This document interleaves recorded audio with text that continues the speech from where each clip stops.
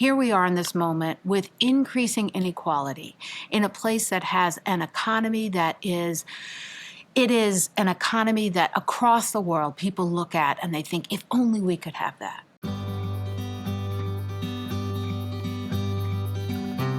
So here we have all this opportunity, but not everyone is connected to that opportunity. They don't have the opportunity to have a good job with wages that can support them, their family, their greater community. They don't have the opportunity to be in a home that doesn't suck 50% of their salary every single month.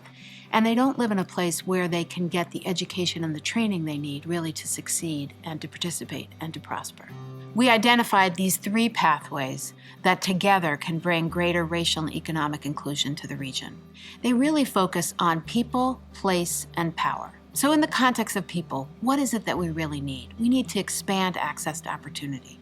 We need to help people to get into the workforce, to be able to be trained, to remove the barriers that are present for people right now, whether it's around increasing educational equity, whether it's around allowing people who have not yet been in the workforce to enter, to get trained. We need to raise the floor. We need to allow people to have greater economic mobility. And we need to make sure that people are connected by transportation and by planning in a way that allows everyone to have access to opportunity. And then in the context of place, the Bay Area is such an incredibly rich region with so many different kinds of communities that really reflect their residents' race, their residents' culture, and therefore have a particular vibrancy and a particular way of making people feel like they really belong where they're living. So we need to make sure that those communities really anchor people, that they're anchoring communities for both individuals, for families, and that together they hold that incredible rich vitality and diversity that we all love so much in the Bay Area. And then finally, we need to make sure that we are nurturing equity movements because this vision will require change.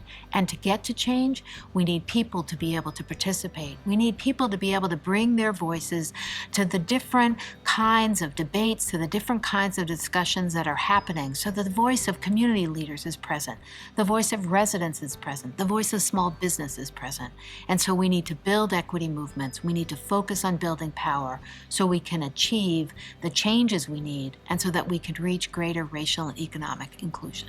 So what we need to do is to figure out how we can bring greater access to opportunity, how we can allow the people, the places, the communities of the Bay Area to be able to reach greater racial and economic equity, greater racial and economic inclusion.